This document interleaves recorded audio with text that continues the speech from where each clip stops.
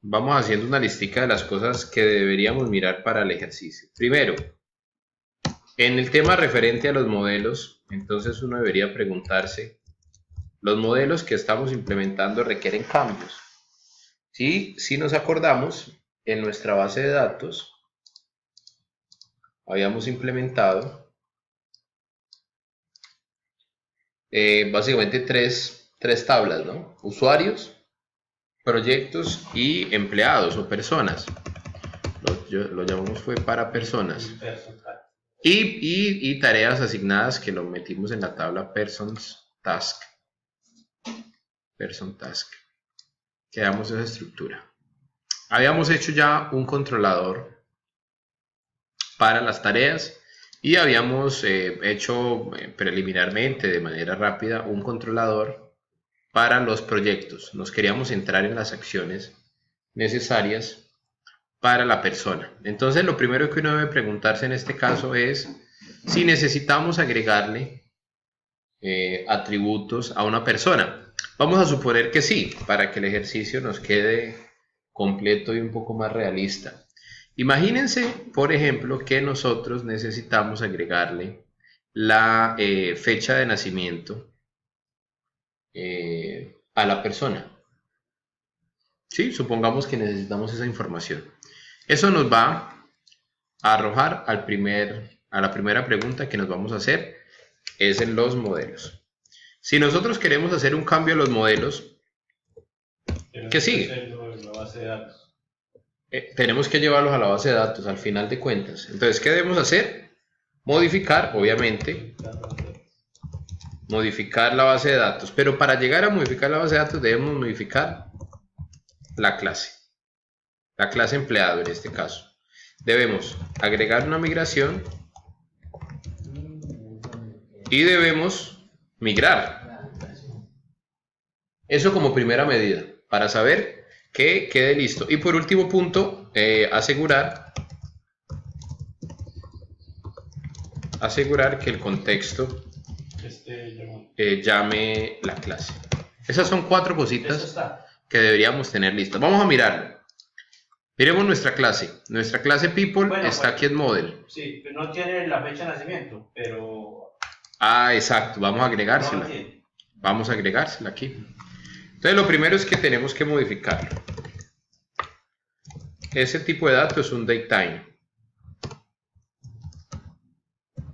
A mí siempre se me olvida cómo se escribe fecha. Fecha de nacimiento, creo que así. Birthday to you, sí. Ahí me queda la duda. ¿Qué pasa con esto? Antes de ejecutar la migración, nosotros debemos asegurarnos, por ejemplo, que como le vamos a agregar un campo a la base de datos, nosotros debemos estar seguros que ese cambio pueda ser ejecutado allá. Miren lo que va a pasar. Yo tengo ya en la tabla. No va a poder ser, en el momento no, pues si se deja que acepte nulos, sí. Si no se acepta que deje nulos, no. Buen dato. Entonces miren esto. Ya tenemos 2 personas registradas.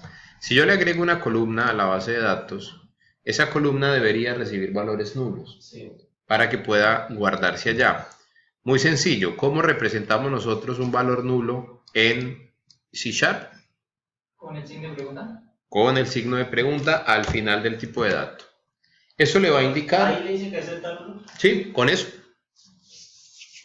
Eso quiere decir que ese campo va a permitir un valor o un valor nulo. Si no le ponemos nada, él va a exigir un valor. Si es un entero, por ejemplo, él va a enviar, cuando encuentre un nulo, va a enviar un 0. Porque en enteros no hay nulos. El nulo del entero, por decirlo así, digamos, el valor nulo se representa en un entero como un 0. Pero 0 es diferente de nulo. Por eso se inventó ese proceso. C# incluyó esa función en su lenguaje. Y tenemos cumplida nuestra primera meta, que era modificar la clase. Segundo paso importante, debemos agregar una migración. ¿Cómo agregamos esa migración? ¿Con qué comando? Add migration. Con el comando add migration. Entonces vamos a irnos a herramientas, consola del administrador de paquetes nuggets, consola del administrador de paquetes, y vamos a lanzar ese comando para que él nos genere la migración. Add migration, y le vamos a poner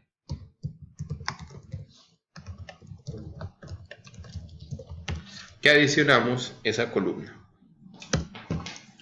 ¿Qué hace esto? Nos genera una clase dentro de la carpeta migraciones que contiene ese cambio. Entonces démosle unos segunditos. Y mírelo ahí. El que nos está diciendo que esa operación puede resultar en pérdida de datos. Básicamente porque ya hay personas en la tabla. Bueno, y él nos agregó algunas cosas aquí interesantes que no habíamos metido en una migración. Esto me pareció chévere. Miren que nos agregó estos atributos. Las columnas ya existen. Las columnas ya existían, pero miren cómo existían. Todas permitían nulos. ¿Sí las ven? Aquí en esta última columna. Sí. ¿Por qué? Porque cuando las creamos no tenían este atributo. ¿Se acuerdan que ese atributo lo pusimos finalizando la clase pasada?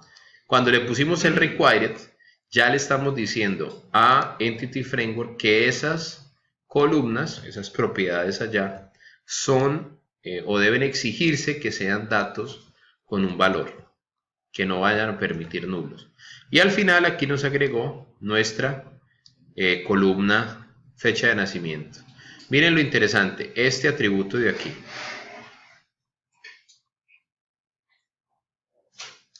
Nullable true. Quiere decir que va a permitir nulos. Esa es nuestro segundo paso. Permitirle o darle el permiso, agregarle la columna a Entity Framework para que él vaya y la meta ya en la base de datos. Sigue un tercer paso, que es la actualización. La actualización la lanzamos con este comando, update database. Update database. Simplemente volvemos a nuestra consola y le damos update database. Él tiene una etiqueta que me gusta mucho, un parámetro que es verbose, que es básicamente que me diga detalladamente qué es lo que está haciendo. A mí me gusta saber qué es lo que hace él internamente, por si algo sale mal, yo poderme devolver. Entonces él me va a describir detalladamente todo lo que está haciendo y ahí me voy a poder dar cuenta del error. En este comando que nos aparece en rojo, él está alterando la tabla persona, permitiéndole o exigiéndole a la columna address que no permita nulos. ¿Sí ven aquí? Sí. Esta que está resaltada. Si nosotros vamos aquí, vamos a encontrarnos que address tiene valores nulos. Entonces, si yo le cambio la restricción, voy a tener un problema. No se puede. Tengo varias opciones. La más fácil de ellas simplemente es quitarle el atributo aquí para que me permita nulos. Pero me obliga a borrar los datos de la tabla para volverlo a correr. Sí, pero como ya tengo tareas que están asociadas a las personas, me toca borrar todo, entonces se me complica más. Yo lo voy a quitar. Voy a volver a correr la migración, a generar la migración. Mírenlo aquí. Aquí arribita él me decía que revisara la migración, entonces yo ya la revisé. La voy a volver a lanzar a ver qué cara me hace. A ver si nos genera algún error. Ya es usada, el nombre ya lo estamos usando en otra. Bueno, puedo hacer otra cosa. Y es, como ya lo cambié allá, también lo puedo modificar aquí. En address, aquí, nullable. No, pero no le está refiriendo al nombre de la migración. ¿No? Sí, ya la tengo, pero entonces como no la voy a ejecutar, voy a quitar este pedacito. Y ya le digo, ahora sí, actualizar. Quitar esa línea solamente para que no aplique esa restricción. Y chacarrón. Aquí nos modificó lo que necesitábamos. En cada una de ellas hizo una modificación. La de dirección obviamente estaba mal. Si volvemos al diagrama, si vamos a nuestra tabla persona, actualicemos, vamos a encontrarnos que ya tenemos la fecha de nacimiento, permite nulos, y la dirección que también nos permite nulos. Con eso ya hemos cumplido tres condiciones. La última es asegurarnos que el contexto llame la clase. Eso es fácil, eso es simplemente mirar si nuestro contexto está llamando la clase person. Sí la está llamando, lo está haciendo sin ningún problema. Con eso saneamos, por decirlo de alguna manera, el proceso con los modelos. Ahora tenemos que pensar en varios puntos. Primero, los controladores. Tercero, tenemos que pensar en las vistas. Y cuarto, tenemos que pensar en los services o, como lo estamos usando, en los repositorios. Los controles ya están. El controlador ya está. Se supone que con eso las vistas también deberían estar, porque sí, lo creamos con el wizard. Se nos pasaría al último paso, que es lo que tiene que ver con los servicios. Pero vamos a mirarlo un poco. Vamos a mirar un poco los controladores. ¿Qué me preguntaría yo en los controladores? Supongamos que no los tuviéramos, que los controladores no existieran. ¿Qué acciones necesita el controlador? Las del CRUD, normal. Sí y no. Depende del diseño. Digamos que usted en el diseño, usted dice, no, pero yo no necesito una acción eliminar. Entonces, ¿para qué la pone? Por ejemplo, o usted quiere que ya no se llame eliminar, sino actualizar. Porque usted no va a eliminar un usuario usted no lo quiere eliminar, sino que lo quiere deshabilitar. Entonces usted dice, no, yo no voy a llamar una función que se llame eliminar, sino que voy a crear una acción que se llame deshabilitar. ¿Sí? Todo depende del diseño. De la lógica que todo depende del requerimiento. Digamos que el CRUD es para estas clases sencillas, se usa mucho, pero a veces uno lo pule más. Entonces, miren que dentro del requerimiento nosotros hacíamos el listado, el agregar. Recuerden que teníamos también el actualizar y teníamos también el borrar. Teníamos esas 4 acciones. Eso ya está metido en nuestro controlador, que se llama People Controller. El People Controller ya nos tiene esas diferentes acciones, obviamente con muchas más cosas que él hace automáticamente. Él nos creó automáticamente ese tema. Él funciona con varios métodos. En este caso tiene este index. Este index lo único que hace es consultar el listado de las personas y enviarlo a la vista.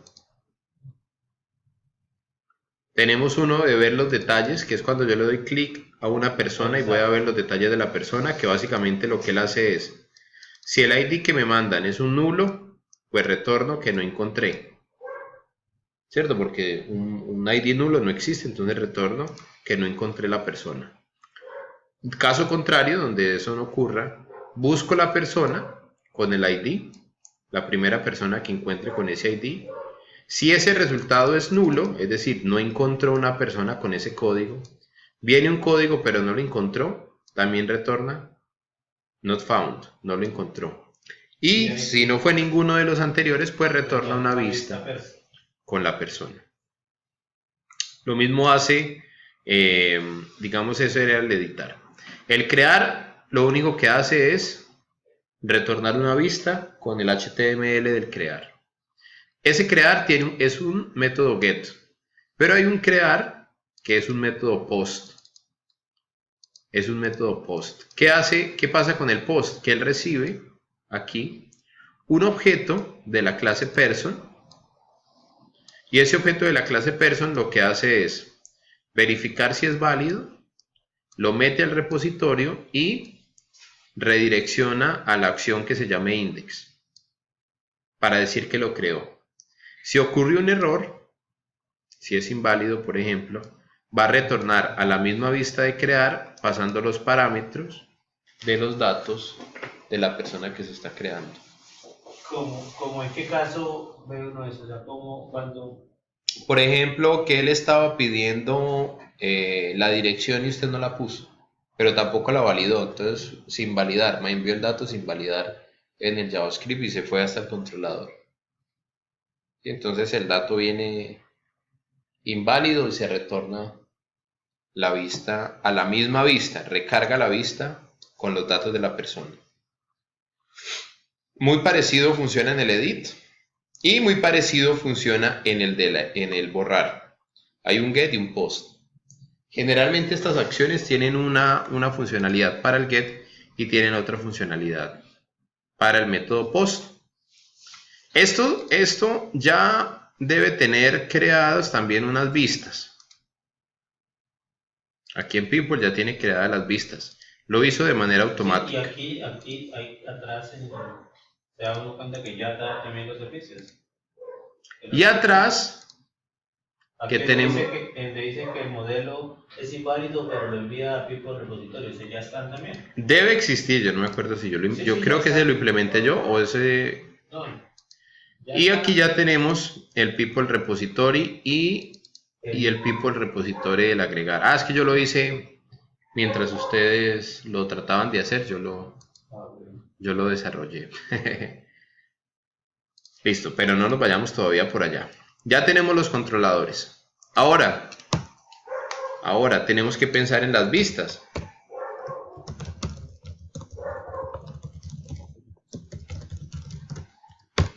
¿Qué deben ustedes pensar aquí? ¿Qué CSS va a meter? ¿Qué JavaScript va a poner? Si necesita jQuery, si necesita Bootstrap, todo lo que necesite para la parte de la presentación. Y obviamente el maquetado del HTML.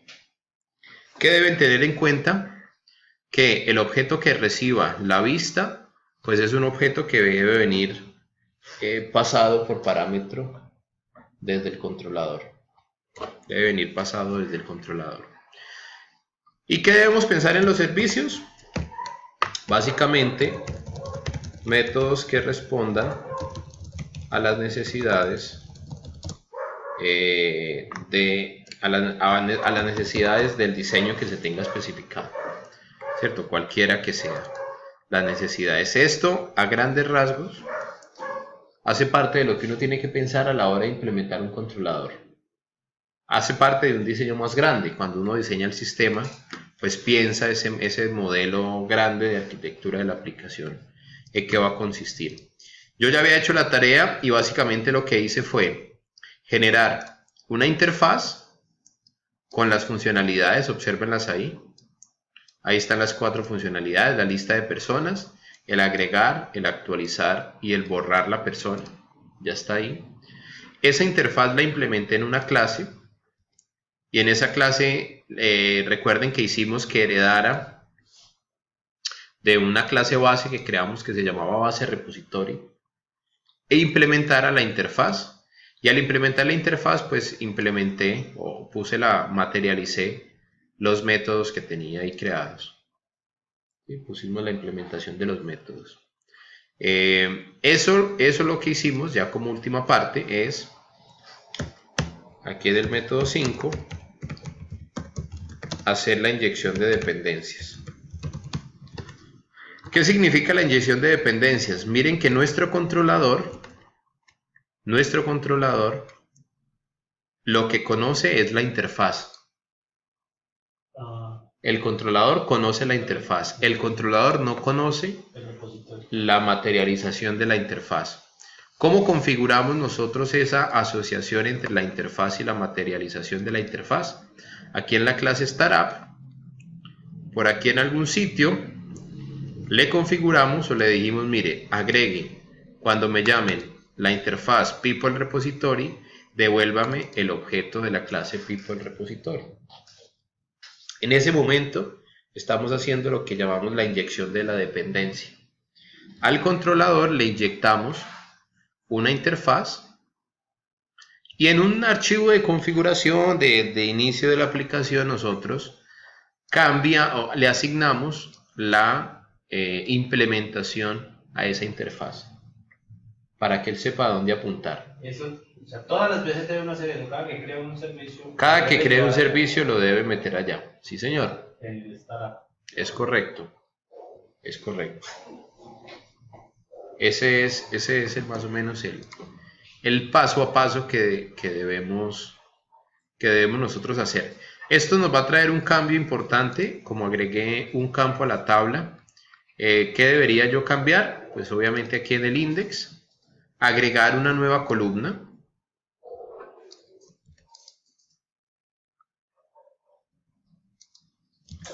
Que me muestre el nombre para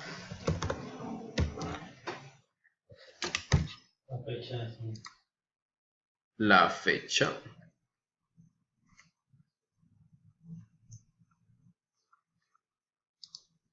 Fecha de nacimiento. Ahí lo tenemos. Y aquí, pues que me muestre la columna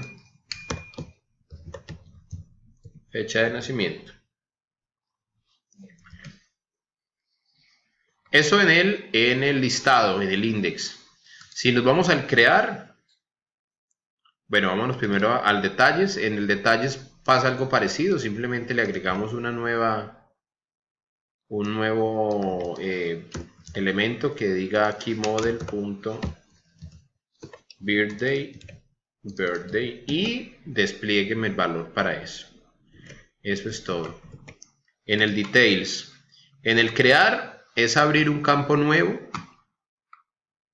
agregarle un campo nuevo para que el usuario ingrese ese dato.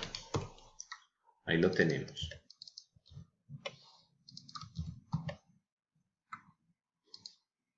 El editar, igual, la misma terapia.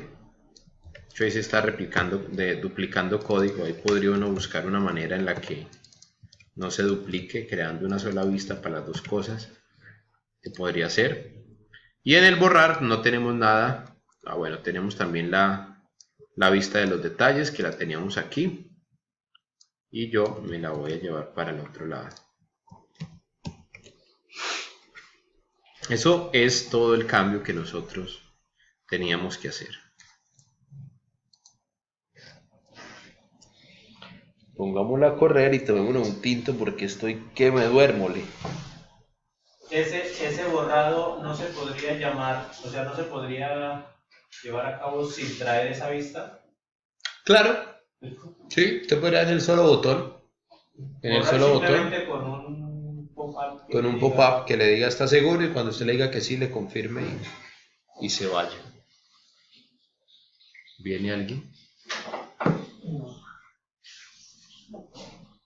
Para que empecemos a verle un poquito más de potencial al tema. Esto no tiene misterio, simplemente no le he puesto diseño, no le he puesto ni estilos con Bootstrap ni nada por el estilo, está planito. Aquí tenemos el crear nuevo, ¿sí? Cosas muy planas, el editar. Esto nos permitiría hacerle los cambios que haya lugar, ¿sí? El borrar, etcétera. Miremos la dirección, ¿no? Esta era la dirección vieja de la empresa. Aquí no me lo ha refrescado. Bueno, miremos la implementación de ese editar, de ese address, no me lo está haciendo. Voy a ir al controlador, a la acción editar.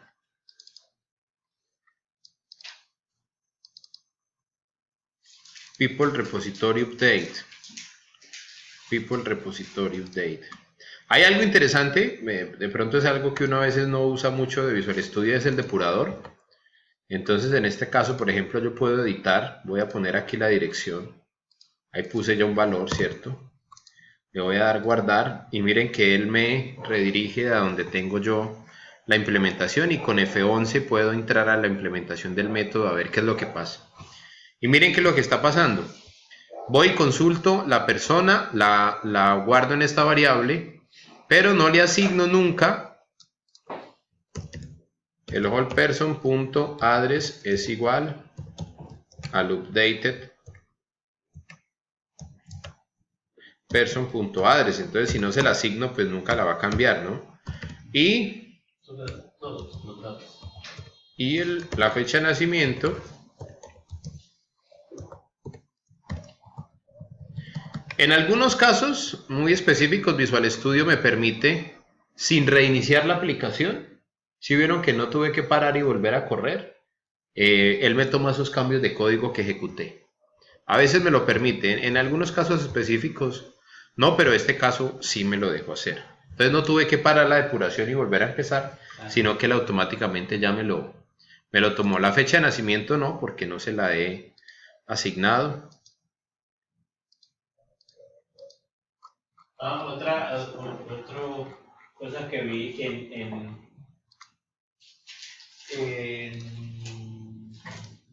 el campo fecha no hay una manera se debe haberla, porque ahí nos aparece la fecha como si en 0, 01, 00, 00. ¿Sí? Entonces, para que no se actualice, o sea, no muestre una fecha más atrás de la fecha del día. ¿Sí? De la fecha del día, sí. Que se muestre la actual. Sí, la fecha actual. Es la fecha que se muestre la actual. Se pasa en el constructor, ¿cierto? Se pasa en el constructor, sí. Esa explicación ya se las doy. Hay varias formas de hacerlo. En la clase de Bootstrap la debe tener. O sea, en el HTML se le puede poner a través de JavaScript o a través de alguna de esas funciones. Se puede, o yo puedo, cuando se cree el objeto, por ejemplo, cuando aquí en el constructor de la clase person, el método constructor de la clase, recuerden que es el que inicializa la clase. Yo le puedo decir aquí en el constructor, que él no tiene constructor, yo le puedo generar un constructor y decirle que la fecha de nacimiento por defecto es ya, para que me muestre un valor. No, en este... A la fecha de nacimiento creo que no tiene mucho sentido, pero si fuera por ejemplo la fecha de creación. En la actualización de la tarea, sí, ya devolviéndome paciente al otro lado, la actualización de la tarea. O sea, usted cuando va a clicar mínimo debe saber que esa debe, ya no tiene por qué ir a buscar. No tiene que mostrarla en blanco. Sí, esa puede hacerse con Bootstrap. Ese proceso se puede hacer con Bootstrap sin problema. Sin problema. Bueno, muy bien. Esto, muchachos, es un repaso, no, es un brochazo muy rápido de MVC. En esto seguramente ustedes, si se interesan en serio con el lenguaje, van a tener mucho más que trabajar, ¿cierto? Si ustedes se interesan en serio, van a tener mucho más que estudiar, ¿sí? Queremos dar un salto ya para lo siguiente, a implementar esto, pero en una aplicación móvil. Ese es el salto que queremos. Estas mismas funciones implementadas en una aplicación móvil, ¿sí? Antes de poderlo hacer, aunque yo lo podría hacer desde ya, hay que hacer una reconstrucción o eso lo llamamos refactorización. Esa palabra es como reconstruir, como volver a armar un poquito la arquitectura de nuestro proyecto para que tengamos reutilización del código, ¿sí? Eso es lo que sigue. Entonces vamos a parar hasta ahí. Vamos a pensar un poquito la arquitectura de nuestra aplicación. ¿Cómo, de manera general, yo me imagino mi aplicación? Yo me imagino mi aplicación con una base de datos, ¿sí o no?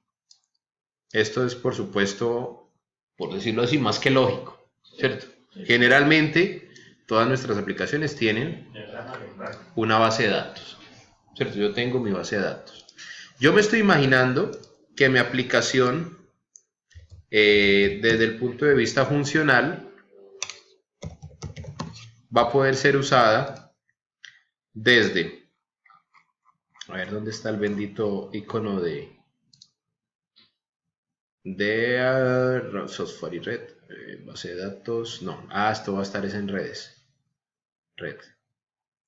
Diagrama detallado de red. 3D.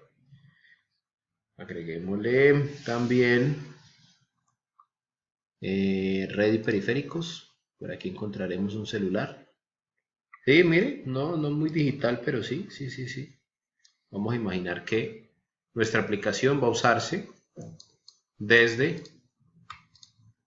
un equipo celular. Imaginémonos también que lo vamos a utilizar desde un computador de escritorio tradicional. Oiga, aquí no está el computador de escritorio. Epa, agreguémoslo. Esta explicación no estaba planeada.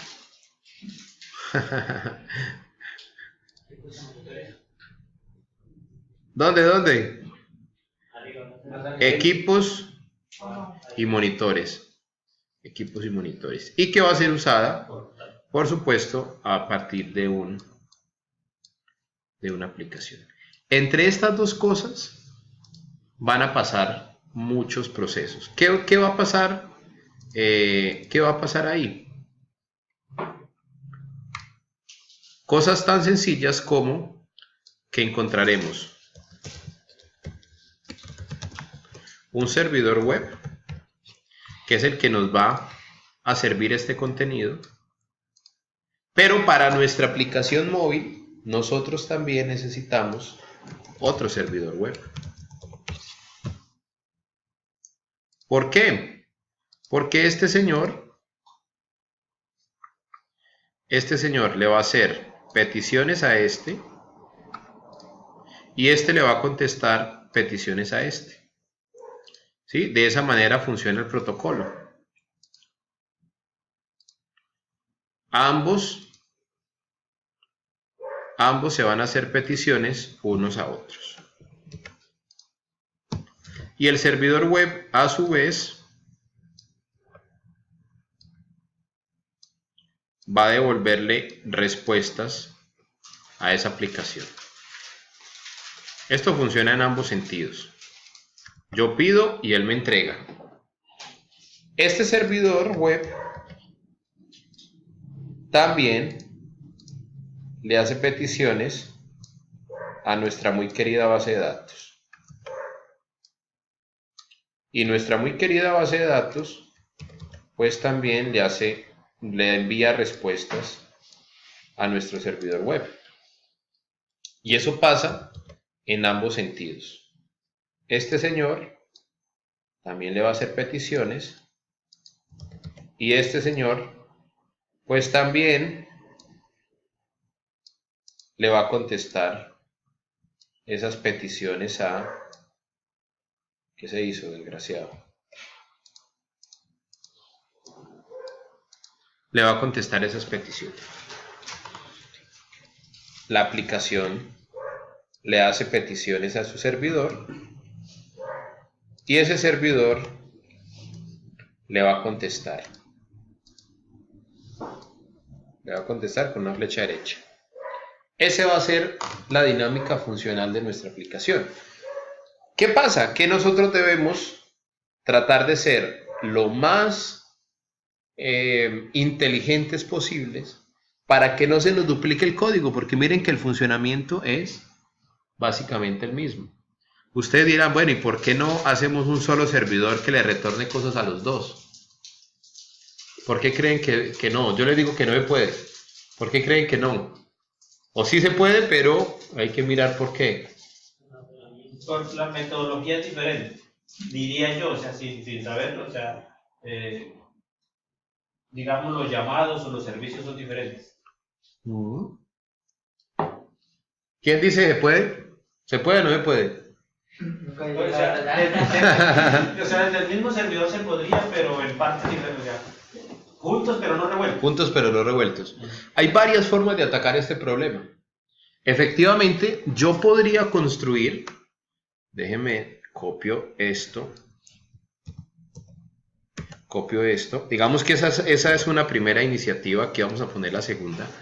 Yo puedo, en uno solo, tanto que me maté haciendo estos muñequitos para borrarlos, yo podría, en un solo servidor, ser capaz de atender las dos peticiones.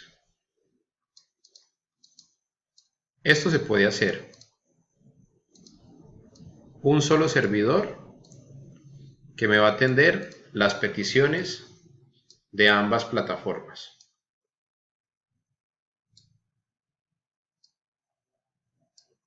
Déjese coger, hijo. Eso, bueno, dejémoslo así. Y este me va a atender a los dos. ¿Qué tiene que ocurrir? ¿Qué es lo que muestra un navegador en una página web? Cuando ustedes hacen una página web y sale al cliente, ¿el cliente qué ve? HTML. Ve HTML. Entonces, miren qué pasa. De este lado, ustedes necesitan HTML. Pero de este lado, ustedes no necesitan HTML. Ustedes necesitan datos. Solo información, información plana. Esos datos se pueden representar de varias maneras, en archivos XML o últimamente se utiliza un formato que se llama JSON. Entonces, el servidor para los móviles tiene que devolver información en XML o JSON y para el web tiene que devolver información en HTML. Entonces, yo podría construir aquí algo en una plataforma que se llama Web API que me conteste las peticiones de mi aplicación móvil. Esto, imagínense que en este lado, esto está implementado en Xamarin. Cualquier cosa que vaya ahí lo soporta.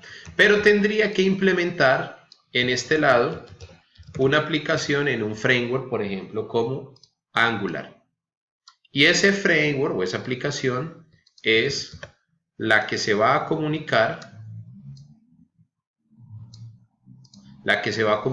con nuestro servidor web de ida y vuelta. Este viene para acá y el otro va para arriba. ¿Sí? Esa es una forma de solucionar el problema. Una aplicación Angular en un lenguaje que se llama Angular. Esto es JavaScript. Razor viene a hacer lo que es Angular, ¿cierto? Razor viene a hacer lo que hace Angular. ¿Sí? Que tome la información del Web API y me la muestre en un formato HTML con JavaScript y lo demás y me la permita mostrar en el navegador. Esta es una forma de hacerlo. Existe una forma que es la que personalmente usamos en la empresa y es la que quiero a partir de este momento explicarles.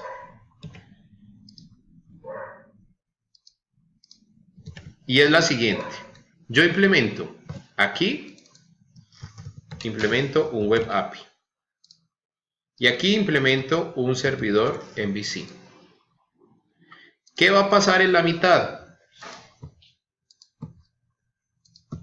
Que aquí en la mitad yo voy a tener otros componentes. ¿Qué componentes? Voy a tener unos componentes de services comunes para los dos y voy a tener unos componentes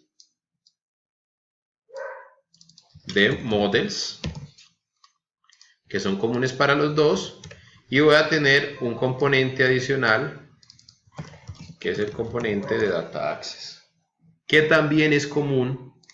Estos tres componentes son comunes entre ellos. Esto lo puedo. Y estos dos, tanto el Web API como el MVC, reciben las peticiones de sus susodichos sitios, se las devuelven a sus aplicaciones, tanto móviles como web, pero ellos se comunican a los servicios quienes se comunican a la base de datos. Quiere decir que toda la lógica de negocio, toda la parte fuerte de programación reside en estos tres.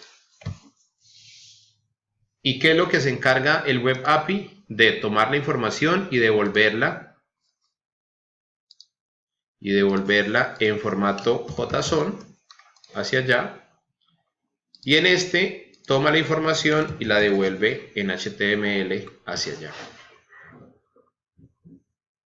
Eso es lo que les permitiría a ustedes a futuro. Imagínense que ahora no tienen solamente una aplicación de escritorio ni una aplicación para móviles, sino que tienen una aplicación para dispositivos inteligentes. Por ejemplo, tienen una aplicación para conectarla al microondas. Ustedes solamente implementarían la parte de interfaz y esa interfaz se comunica al Data Access, a los modelos o a los servicios. los deje más embolatados de lo que arrancamos, ¿o no? Esto es lo que nosotros vamos a llamar la arquitectura de la solución, la arquitectura del proyecto.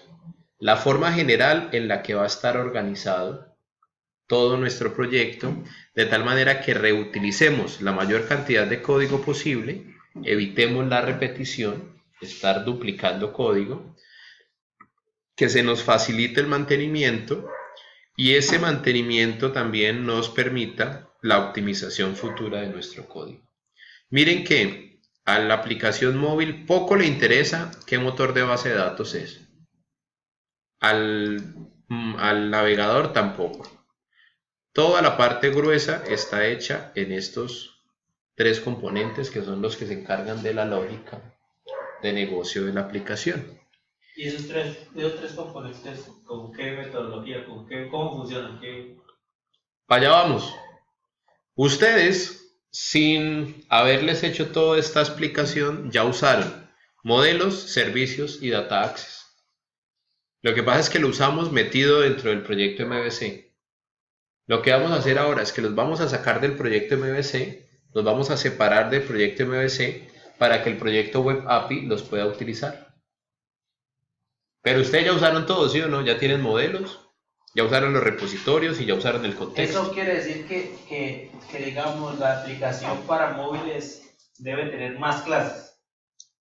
O sea, ya no sería modelo vista controlador, sino que en los modelos va a tener otro tipo de... No, él va a usar estos modelos y va a tener otros propios de la aplicación móvil, pero más... pero ya internos. Ya internos para lo que ella necesite. Pero hay unos modelos globales que son los que están por fuera de eso. ¿Listo?